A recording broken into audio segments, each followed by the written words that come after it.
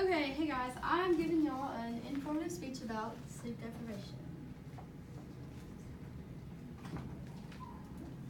So, hello, my name is Abigail Campbell. I actually have a question for you guys. How many of us have pulled an all-nighter and really regretted it the next day? Or how many of us have stayed up super late and then we're dying at school the next day? There's no question about it that sleep deprivation has negative effects on our bodies. Sleep is our body's way of resting, and we need rest to recharge for our daily lives. Okay, so why is sleep good for your body? Sleep is very beneficial and it's a necessity for survival. Sleep is our body's way of resting and recharging from the previous day. It's how we keep going and live our lives. Along with keeping our bodies rested, sleep has many other benefits like keeping our heart healthy. It can possibly prevent cancer. It can calm you down and reduce stress, and also improve your memory. Sleep may even help you lose weight and could reduce risk of depression. Most importantly, sleep is your body's way of healing and repairing itself. So, noticeable impacts of sleep deprivation. Not getting enough sleep can be atrocious on your body. This is a very common issue and many people struggle with it. You may notice you are sleep deprived when you have trouble staying focused and thinking through things, and you might possibly have mood swings. With less sleep, you are not as patient, and you can become emotional and quickly angered very fast. You may also have memory issues. While you are sleeping, your brain makes connections that help you process and remember information. So if you don't sleep, you really won't remember stuff that well. By not getting the adequate amount of sleep, this can affect your short-term and long-term memory. Most people are more accident-prone when not having slept a good amount. For example, if you're driving and you fall asleep at the wheel, when you get into an accident, you're also harming yourself, but you're also harming others just by not getting the amount of sleep that you need. While you may notice some obvious struggles, like being tired, having slow reflex time, and irritability, you also have some other effects that aren't as obvious or ones that you wouldn't associate with not getting enough amount of sleep. These effects would be lack of balance. So without lack of balance, you are more likely to be uncoordinated and prone to accidents, kind of like I said earlier about the wheel. Or just be like clumsiness, falling, tripping, whatever. You also have risk of heart disease, and losing sleep can cause increased blood pressure and higher levels of chemicals linked to inflammation. Both can play a role in heart disease. Okay, why people do not sleep or don't go into a deep sleep. So, people don't sleep or they struggle with sleep for many amounts of reasons. It could be that you're stressed about something, like at work or school, a test, or like relationships, literally anything. Maybe you have a bad bed partner. Many students procrastinate their homework and then stay up late doing it, like me, all the time.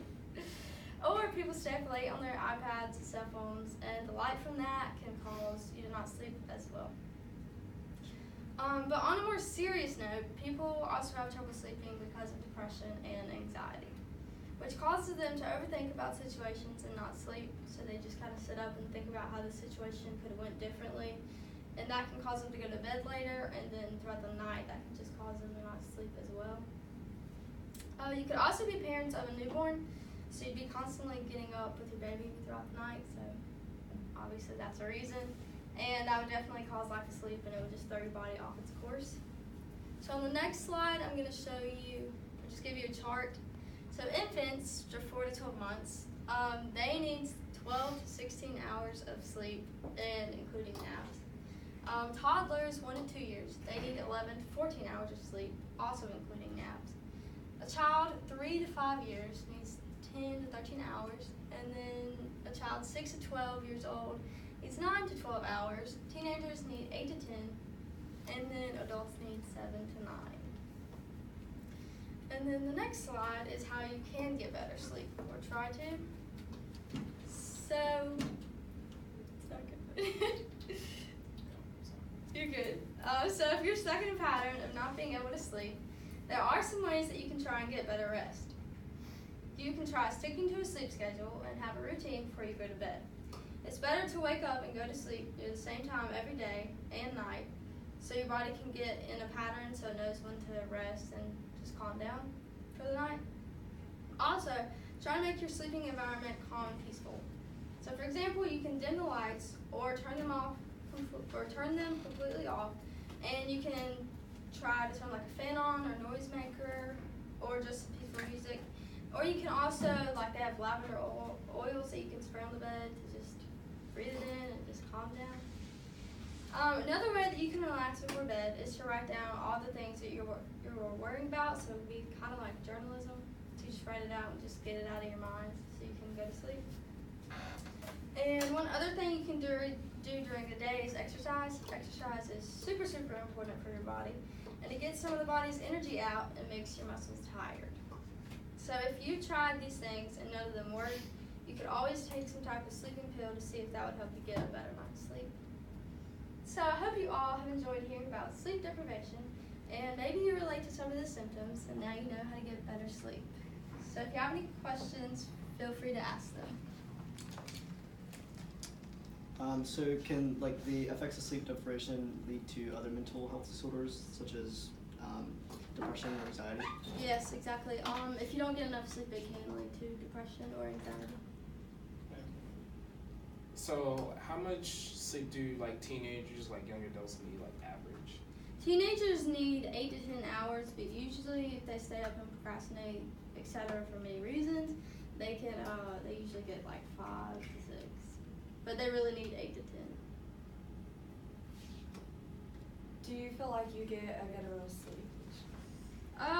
Like I said earlier, I usually procrastinate homework or just don't go to sleep. I'm a night owl rather than waking up early.